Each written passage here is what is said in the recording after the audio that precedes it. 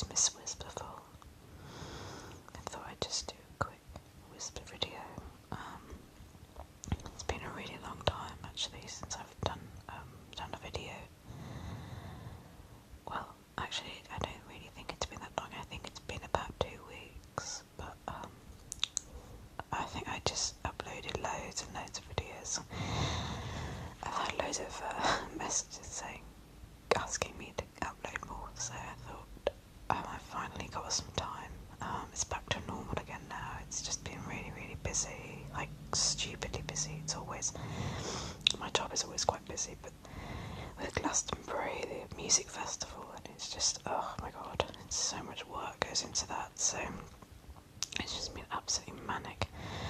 But that's done now, so that was, it's like Thursday the 1st of July today, so Glastonbury was last weekend, but it was from last week, so it was like the Wednesday of last week until Sunday, and it went really, really well. It was an amazing, it's an amazing festival. I don't know how many of you have ever been, if any of you have ever been. I know a lot of my subscribers, I know a lot of you are based in the US and across Europe, so I'm not sure how many of you would have come to Glastonbury before, but it's basically the biggest music festival in the UK. It happens every year in a little town called Glastonbury, and it's basically a farm that we just completely take over for the week, really. I help kind of not organise. I've got a really weird job. It's like a bit of PR and a bit of screenwriting, and I basically work for the BBC. So it sort of that entails. Well, I work for the BBC and a lot of other TV and film companies. It's really hard to explain my job, but I did a bit of kind of script writing and stuff for some of the different presenters and so on. This time, not a lot, but I did some, and it basically just means I get a free ticket to Glastonbury. So I always try to get involved. Some years I just literally just volunteer, so I just be like a steward or helping, behind the scenes and stuff. I love the Glastonbury spirit. It's amazing. It's like this field just turns into a little village of itself. It's just amazing. And it was particularly amazing this year because the weather was incredible. It was like beautiful sunshine every day. There was no rain. I think for the first time in a long, long time at Glastonbury, there was no rain. I remember the first year I went, I was really young. I went with my cousin, my older cousin, and it rained so much that we bought a rubber dinghy. I don't know what, like a blow-up boat, and you just sort of pump it up with air, and we actually just used to row along past the tents. Oh my god, it was really awful actually. It really probably should have been cancelled, because it was just like people put their tents down on the first day, and it rained. I think it rained overnight or maybe in the morning the next day, and then everybody's stuff just got ruined, because for some reason the tent where the tents were, or where the most of the tents were, just turned into a lake. It was bizarre, and yeah, that was horrible. But this year it was amazing. It was like 30 degrees centigrade every day. Beautiful sunshine, not a cloud in the sky, and the acts were so good. I mean, I saw Gorillas, who are a kind of they're a bit of a weird act. God, how do you explain the Gorillas? They're basically like made up of a bunch of quite famous British musicians, including the singer is Damon Albarn, who used to be the lead singer in Blur, which is one of the sort of Britpop acts in the 90s. It was like when I was little, you either liked Blur or Oasis, and I was always a Blur fan. So sorry, Oasis fans, but yeah. So I saw Gorillas. They were okay. It's a bit of a Gorillaz were brought in to replace U2 because Bono, I don't know, hurt his back saving the world or something. So the Gorillaz are brought in as replacement. So it was always a really difficult ask, to ask somebody to come in at the last minute and replace like one of the biggest acts of all time. And also, I just don't know.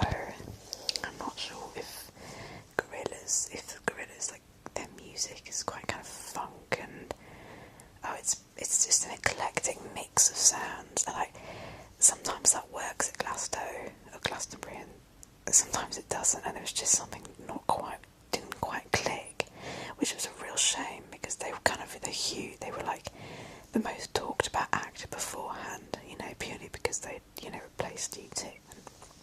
I think they did. A lot of people, I've seen a lot of reviews afterwards, and when I was there, God, there was one point where they just got a bit too experimental with the music. Like, it was just, there was a good atmosphere, and then I think the problem with the Gorillaz is that sometimes they can come across, I don't know if they are, but they can come across like they've really kind of, they really believe their own hype. They believe that they are, the best musicians in the world, and they just force you, to like listen to this music that isn't very good. Like, they just do these massive like solos in the middle of the songs. For me, music, film, theatre, it's performance. You're performing to people, and it's for those people that have paid the money to watch you. That's the point. You have to entertain them, and it shouldn't be about you and your own kind of, like, oh, I'm going to be an artist now, it's rubbish. And anyway, people started to leave the field, which I can't remember the last time a massive headline act, people actually left the field. That is horrific for the Gorillaz. That just never happens. You often get people leaving the field with the smaller acts, or like the pop act. Occasionally they'll have somebody there you're like, what? Like, well, that is a weird act to have at Glastonbury, and they get booed or something, and but I've never seen a headline act get like that. That was awful. I saw Stevie Wonder, which was amazing. I saw Florence the Machine again. God, it's getting a bit boring now. Now I'm joking, but it's quite good actually, I have to admit. I got quite close randomly. I didn't mean to. I think we basically sat down and we got quite drunk, and I don't know, next thing we knew we were like at the front and Florence the Machine was playing, so that's pretty cool. And she played the song from the Twilight soundtrack. It's called Heavy in Your Arms, or Heart, or something. It was really good actually, and it was the biggest crowd, even though she wasn't actually headlining Glastonbury. She wasn't the main act.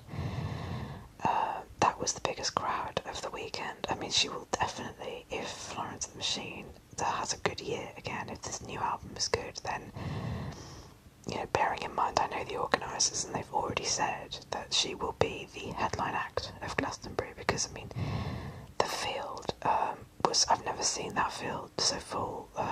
It's a massive field, and normally as you get to the back there's quite a lot of room, but there was just no room. You couldn't get close. We turned around at one point, we kind of jumped, to try and see how many people were at the back, and we couldn't see the end of the field. It was unbelievable. She was really good actually. She was. It wasn't as good as a Hammersmith Apollo performance, but I think it's different when you do Glastonbury.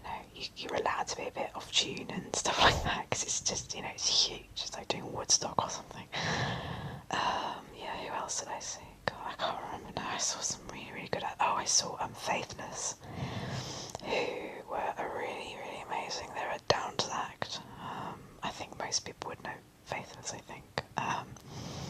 Yeah, they do. Really, really good.